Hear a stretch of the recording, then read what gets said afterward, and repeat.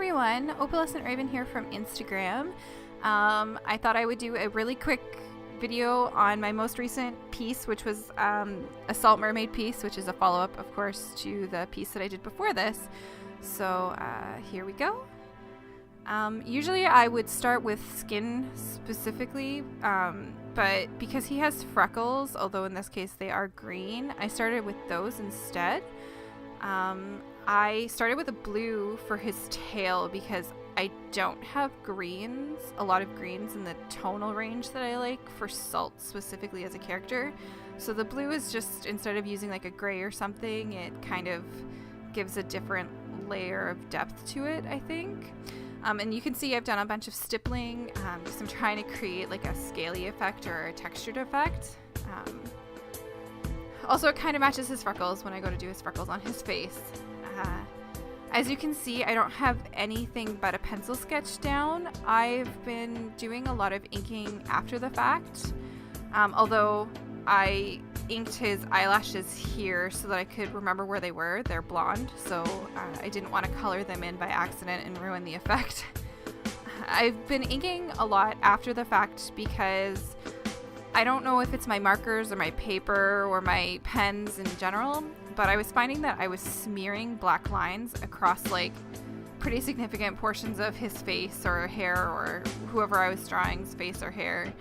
And doing the inks after kind of gives me the ability to avoid that, but also because when I ink it over top of a pencil sketch, I usually erase the pencil right after, which often takes up some of that pigment that I've just put down, so I kind of make the lines gray instead of black. So I'm really happy that I was having that problem because it's actually led to a technique that I have a lot of fun with now.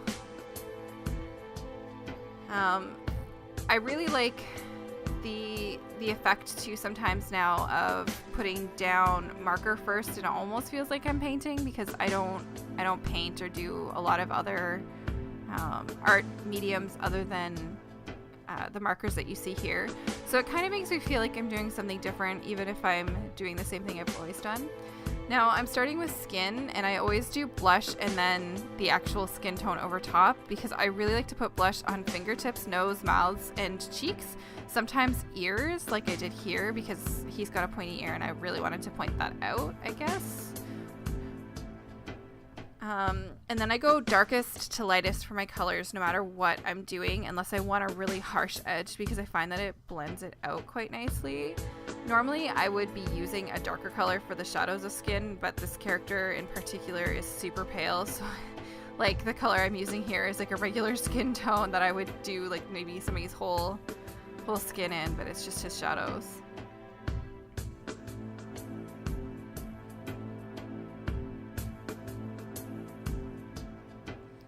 You can kind of see off to the side there, I have a list of all of my colors written out by their color name because I find that easier than looking for numbers and stuff like that. And it's written out on the type of paper that I usually work with so that I can see exactly what color I'm getting and exactly how it reacts to the paper. Because like the lightest color I'm using here, if I don't have the paper folded on top of itself, it will actually make the paper seem translucent. So sometimes it will be like it'll look brown or something because of the table underneath. So I really like having that sheet so I can kind of see exactly what I'm getting when I pick a color. Likewise, you can see around the outside I've got another page underneath where I do all my testing and blending for colors so that I can confirm that yes, in fact, those are the color combinations that I want to work with.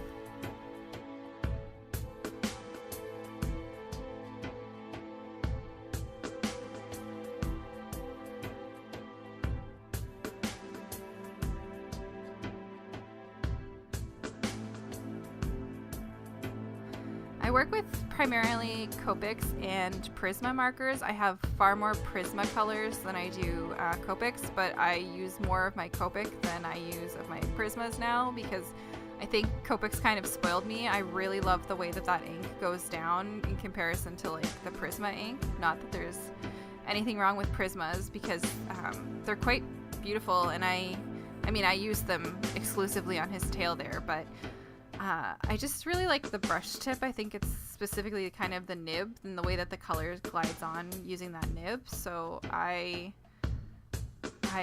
hoping to expand my my Copic collection as I go along. And sometimes you'll see that I will go out of my way to pick colors for things where I can use a Copic. Like here, I went out of my way to use the Cashmere Copic for the base layer of his hair because I really like flicking hair with the brush tip. For his tail, I used almost the same colors that his fin, I used almost the exact same colors that I used for his tail, except I skipped the 2 darker colors and I used a different shade of blue because I wanted it to appear different while still being a part of like the same body.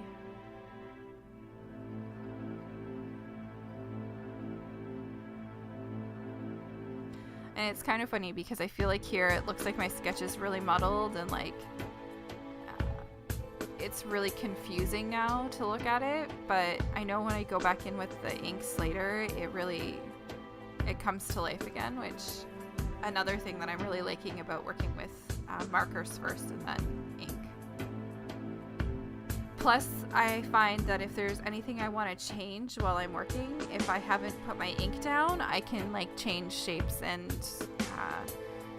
change a few things while I go. Like when I added the seaweed there, and I do that later, I add even more seaweed.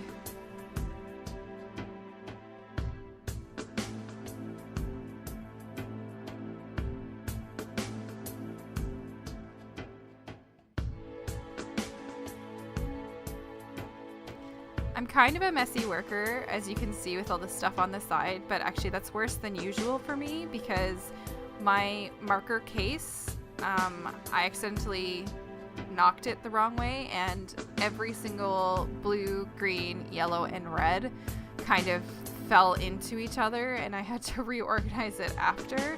So I just started piling them up next to me to try and find the colors and keep them sort of organized. Now the last time I did seaweed in a piece, I did brown, pink, and then green on top.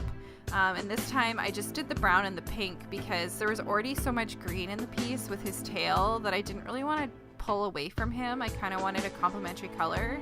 Also because I really like the look of like brownish pink like seaweed, and they're little tiny hearts because it was a Valentine's Day gift for my fiance. So I thought, you know, maybe I'll keep the green out of them and just stick with pink. When I go to do some of the less prominent pieces of seaweed, I didn't even bother getting a pencil and sketching in the lines or anything like that. I just kind of made little hearts with the brush tip of the chisel tip of my darker pink and went from there.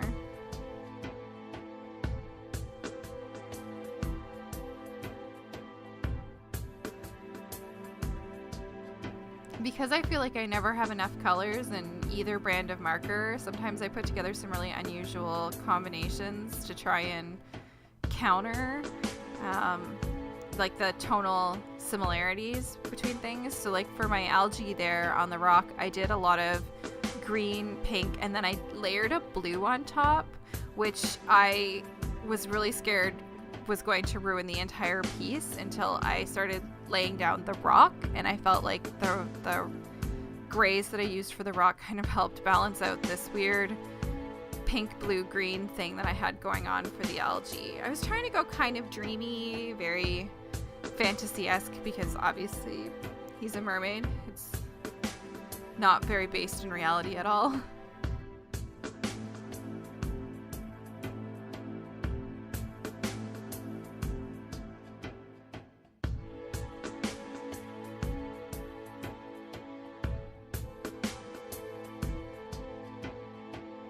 I don't tend to do a lot in the way of backgrounds when I'm sketching and doodling, so I've been trying to really push myself when I'm doing like colored pieces and like pieces that I know that I want to do with marker later.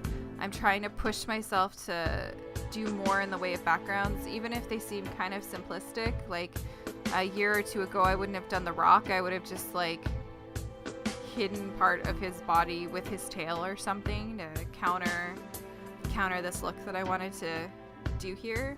And I'm finding that although I'm not very good at backgrounds yet, it's been a lot more fun than I expected it to be. I used to be very rigid, and if it wasn't perfect on the first go, I basically decided it was trash and time to give up on it, I guess, which I'm glad I didn't. I've tried to become a lot more free form with what I've been doing. Like, if I color outside the line, oh well, I'll find a way to fix that, or maybe I won't fix it. Maybe I'll just know better for next time that I like to twitch my hand a lot when I'm coloring. I do a lot of like tiny sketchy lines when I'm doing just about everything. It can sometimes lead to markers ending up where they don't belong.